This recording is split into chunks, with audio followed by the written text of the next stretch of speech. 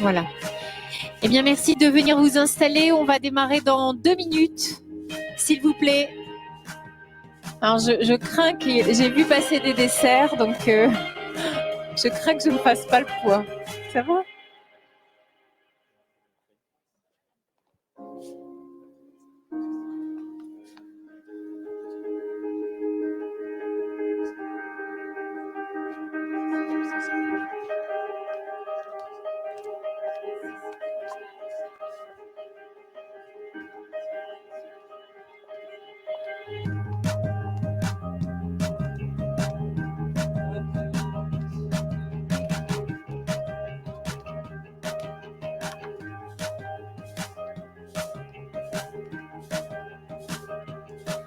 Voilà, merci de venir vous installer. On va redémarrer.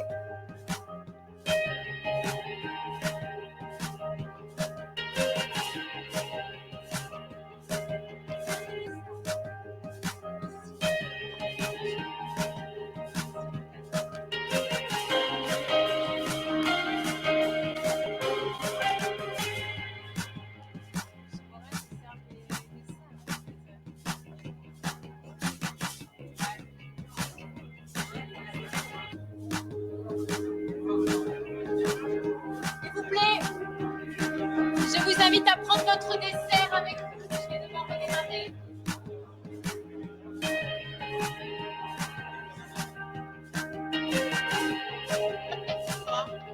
Aucun problème.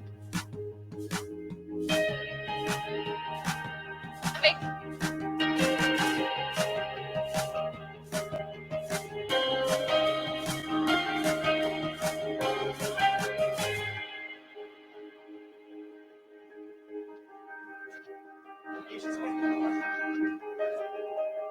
On va rentrer.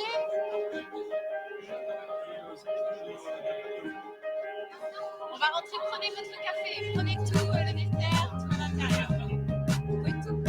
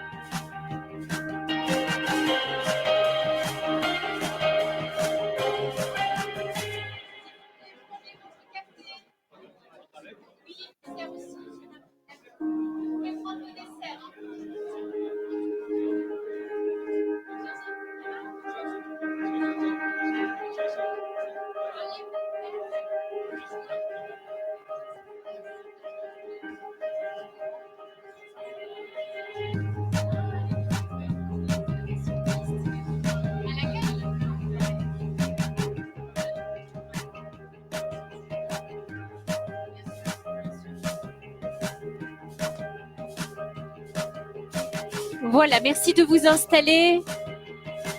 Et le temps que vous vous installiez, j'en profite pour vous dire que des listes sont à disposition à l'accueil pour les visites qui auront lieu demain à partir de 13h30, départ ici 13h30.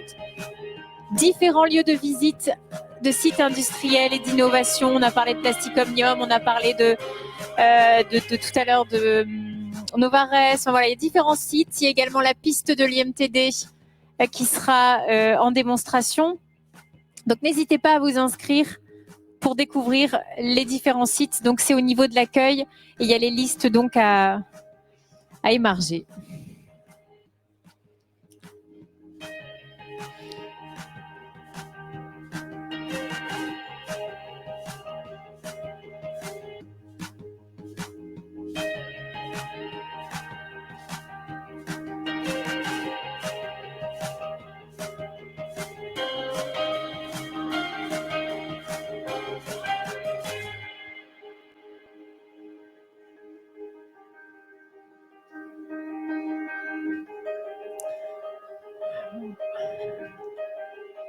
Voilà, merci de nous rejoindre.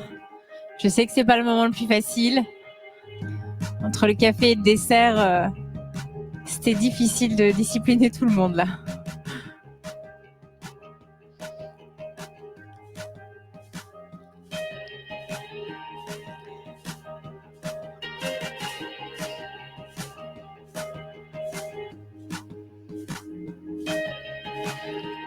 Voilà, je vous presse un peu puisqu'on a une très belle étude à vous présenter du cabinet McKinsey.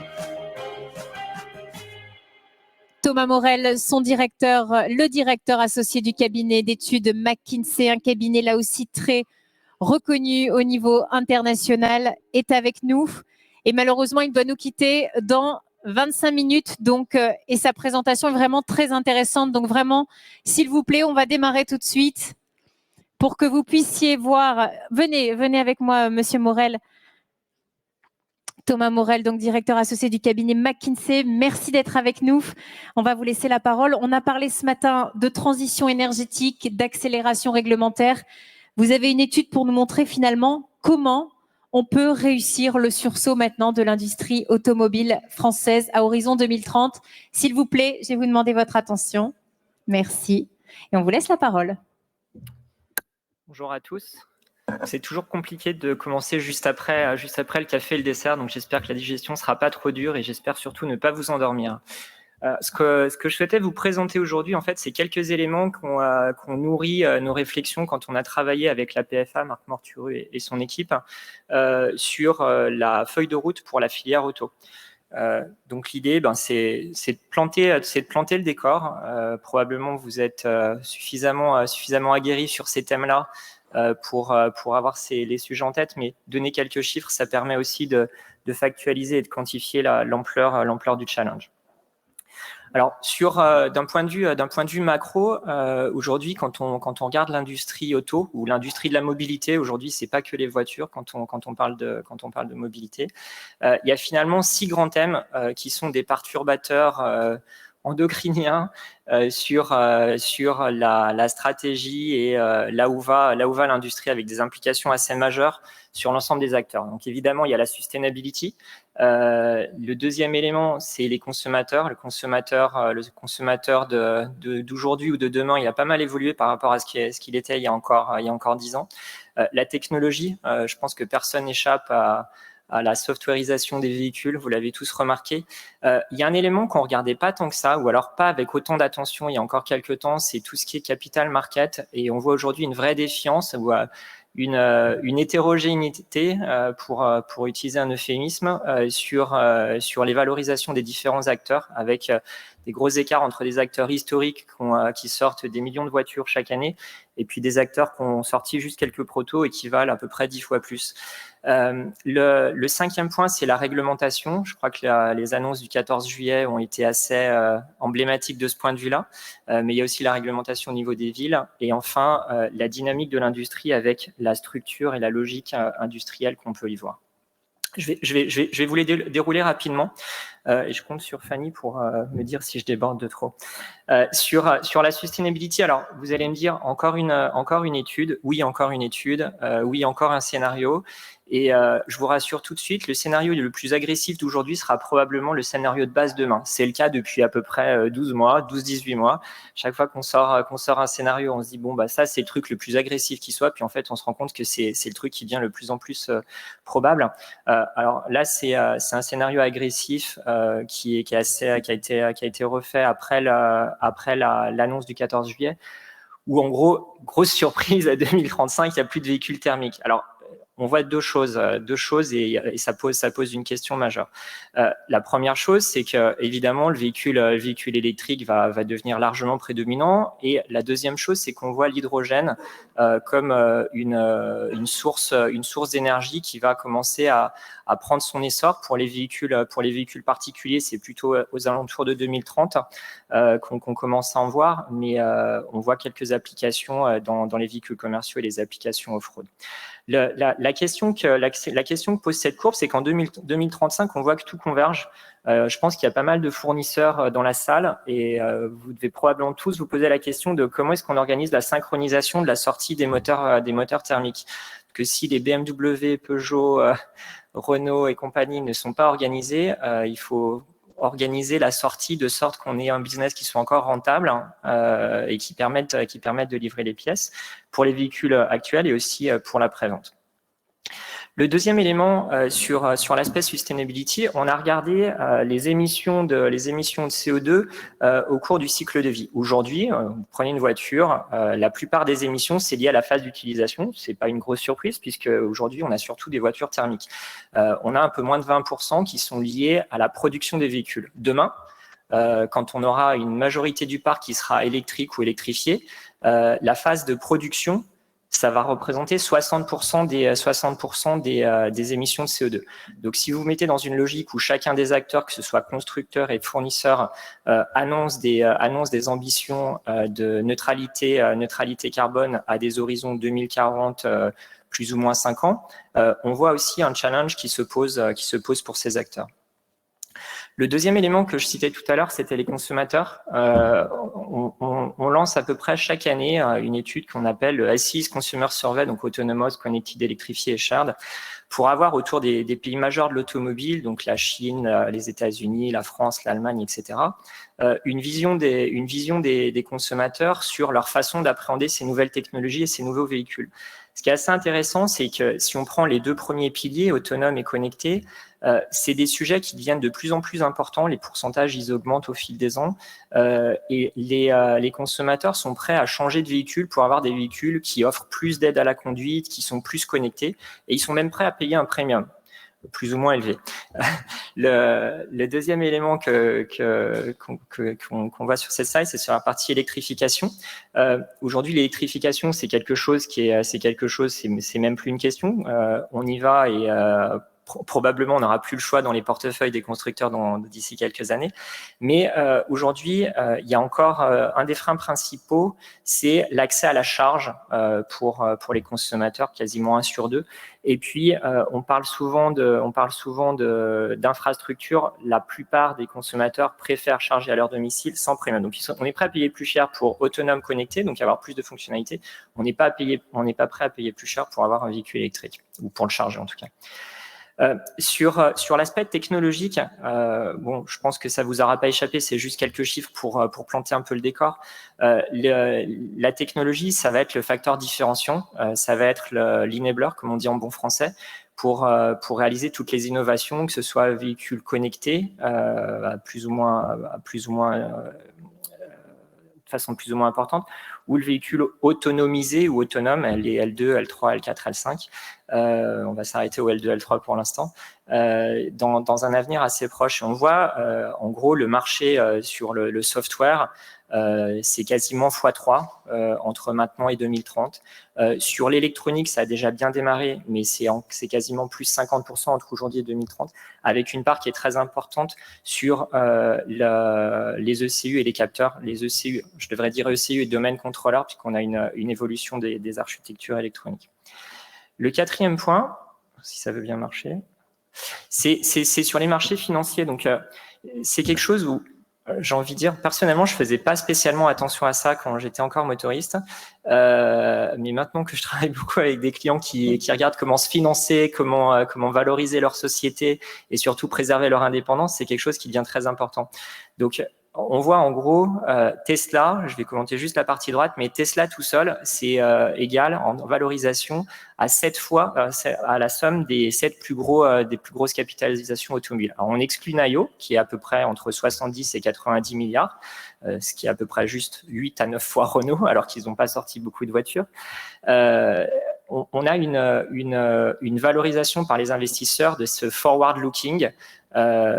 Chaque entreprise est vue avec le prisme, est-ce que cette boîte va avoir la capacité à se différencier, à gagner demain avec tout ce qui est, ça peut être, c'est pas forcément rationnel, mais en tout cas, ce que les investisseurs valorisent beaucoup, c'est la capacité à sortir les technologies et les produits de demain. Que ce soit automotive grade ou pas, c'est pas encore trop le sujet, mais ça peut être une question.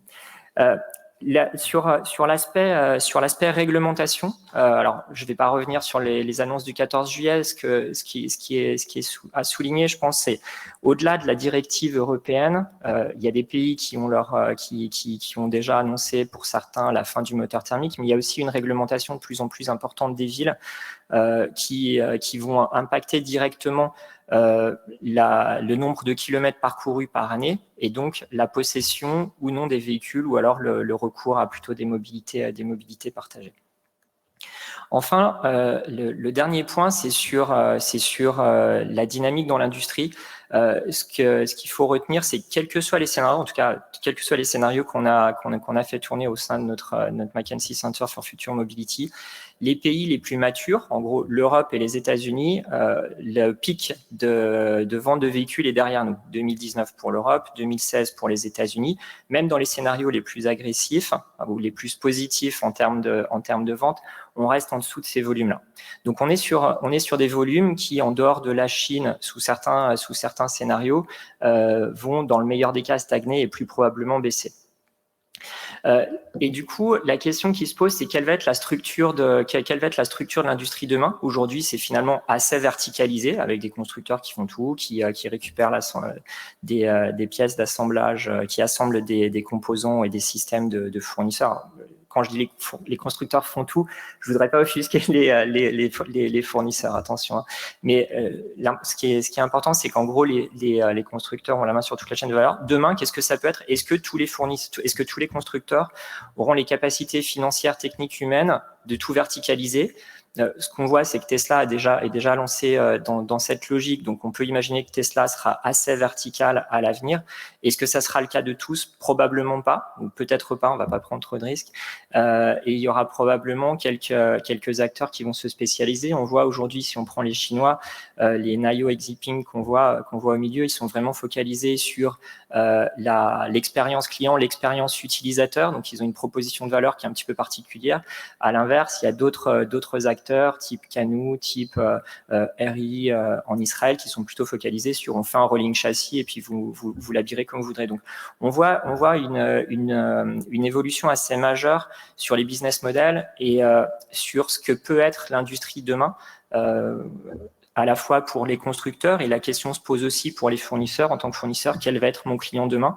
Sur quel constructeur je dois miser pour être encore pertinent et voire exister encore en 2030. Donc, une fois qu'on a fait ce constat assez intéressant, on regarde où est-ce qu'on en est en France. Donc là, c'était le point de départ de notre étude. En fait, le constat qu'on faisait, c'est que la France, finalement, l'industrie auto est en déclin. Industrie auto en déclin, 5e producteur en 2016, on était 2e en 2011, volume de vente annuel quasiment divisé par 2 entre 2004 et 2019, et surtout une balance commerciale qui était fortement bénéficiaire en 2004, qui est devenue fortement déficitaire en 2019. À ça, alors je ne sais pas s'il faut l'ajouter, mais c'est un élément d'explication aussi, c'est la baisse de compétitivité, à la fois sur le surcoût de la production des véhicules, les impôts et le coût de la main-d'œuvre par rapport à d'autres pays, même limitrophes, pour ne prendre que les exemples de l'Espagne et de l'Allemagne. Il y a une question qu'on pourrait rajouter, c'est la question de la souveraineté, mais c'est une question qui se pose plus à l'échelle européenne qu'à l'échelle française. Et on voit aujourd'hui avec les shortages sur les semi-conducteurs qu'on est en plein dans le débat. Alors, pourquoi est-ce que ça peut être pertinent pour la France? Quand on a construit cette feuille de route, on a échangé avec beaucoup d'acteurs, peut-être qu'il y en a dans la salle qui ont participé au workshop ou avec qui on a échangé. Et on a identifié 9 thèmes assez structurants sur lesquels on se dit finalement, c'est des thèmes émergents.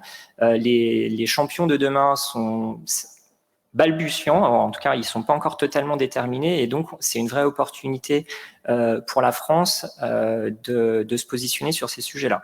Donc, il y a 6 thèmes qu'on a quantifiés et donc, je viendrai après sur quel peut être le potentiel. Il y a quelques thèmes où on n'a pas vraiment quantifié, mais on les a plus qualifiés. Les 6 thèmes, c'est la batterie électrique, l'hydrogène, l'électronique de puissance, l'économie circulaire, la connectivité et puis enfin les infrastructures de charge. Alors, pourquoi est-ce que c'est intéressant pour la France? Si on prend la batterie, juste pour fixer quelques chiffres, produire une batterie en France, C'est 2,5 fois plus vertueux en termes de CO2 que de produire une batterie en Chine. Donc, la batterie, c'est pour le véhicule électrique dont on vante le mérite en termes d'empreinte écologique. Donc, ça paraît presque un non-sens d'importer des batteries qui pèsent leur poids en France pour avoir des véhicules qui permettent d'atteindre la neutralité carbone. Deuxième élément, c'est sur véhicules à hydrogène. Véhicules à hydrogène, on a des acteurs qui sont plutôt bien positionnés en France. Bon, évidemment, il y a une concurrence mondiale, mais on a des champions et on voit que c'est un marché où il y aura le point d'inflexion qui sera plutôt entre 2025 et 2030. Ça va plutôt commencer sur tout ce qui est commercial vehicle et puis off-road. Et les véhicules thermiques, on l'a vu plus tôt, ça va plutôt venir après. Mais c'est trucks, poids lourds, véhicules commerciaux et véhicules particuliers représentent 75% du marché à 2030. Sur l'électronique de puissance, pareil, on a pris 3 thèmes qui peuvent être assez importants pour les acteurs français. DC-DC converteur, l'inverteur et puis le chargeur embarqué. On a une croissance annuelle de 20% sur l'ensemble de ces 3 marchés.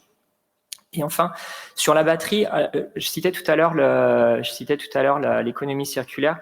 L'économie circulaire, elle prend tout son sens quand on regarde le disconnect entre la demande et la production disponible sur 2 éléments qui sont importants, alors qui aujourd'hui sont importants. Peut-être qu'il y aura des technologies qui sortiront, qui nous permettront de nous en passer, mais sur le nickel et cobalt, on aura des pénuries dès 2025 pour le nickel et on aura a priori des pénuries si rien ne change à la fois sur ces deux composants critiques pour la batterie à un horizon 2030. Enfin, quand on parle connectivité et services, il y a une source d'inspiration qui est finalement pas très éloignée de nous, puisque la France avait lancé la French Tech, qui positionne aujourd'hui la France à la 2e place en Europe sur les levées de fonds. Il y a une quinzaine de licornes, c'est 10% des emplois créés. Donc, on a eu la réflexion au cours de cet exercice de dire, mais finalement, est-ce qu'on pourrait pas surfer sur cette vague French Tech pour accompagner nos startups qui espérons-le deviendront des gros acteurs mondiaux. Qu'est-ce que ça veut dire en termes d'impact? En fait, sur les 6 sujets qu'on a quantifiés, on s'est donné des ambitions. Alors, c'est pas McKinsey qui a donné des ambitions, je vous rassure. On a échangé avec les acteurs de la filière et en particulier les experts des différents thèmes pour dire finalement quelle peut être une ambition raisonnable pour la France sur la batterie, 20% du marché européen, sur l'hydrogène, 25% du marché européen. Donc, certains sont ambitieux, mais faut viser Mars pour atteindre la Lune. Et en fait, ce qu'on s'est dit, finalement, qu'est-ce que ça peut nous donner en termes d'impact? En termes d'emploi, c'est 31 000 emplois directs. Donc, ça ne prend pas tous les emplois indirects qui sont liés à ça. Ça représente 55% des emplois pour la production de moteurs thermiques. Donc, on compense en partie les probables pertes d'emploi qu'on aura.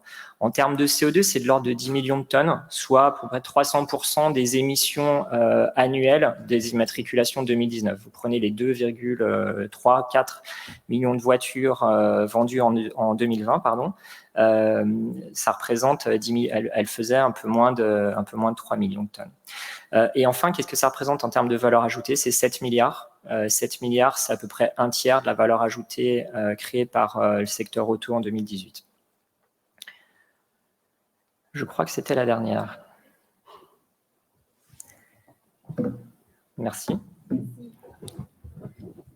Merci beaucoup Thomas Morel. Alors, on ne va pas faire de questions, on n'aura pas le temps parce que vous avez un train et je vous remercie beaucoup. On peut vous applaudir. Thomas Morel qui a fait vraiment un très rapide déplacement pour venir vous présenter en complément de ce que disait Marc Mortureux tout à l'heure, le travail de la PFA, cette feuille de route, cette étude très riche du cabinet McKinsey qui vous sera envoyée en intégralité. Rassurez-vous. Merci encore à vous et je crois qu'on vous emmène à la gare en voiture électrique, bien sûr, parce que vous avez votre train 42.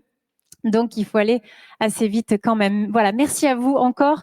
Je vais inviter pour ceux qui nous regardent en ligne à passer sur la prochaine séquence. Voilà, et n'hésitez pas à poser vos questions puisque sur la prochaine séquence, on aura des questions-réponses 10 à 15 minutes. Alors, vous la voyez, cette prochaine séquence. Notre invité d'honneur, je vais le présenter en quelques mots, vous le voyez. Il dirige aujourd'hui Meta Strategy Consulting. On est très heureux au fil de recevoir Monsieur Patrick Pellata.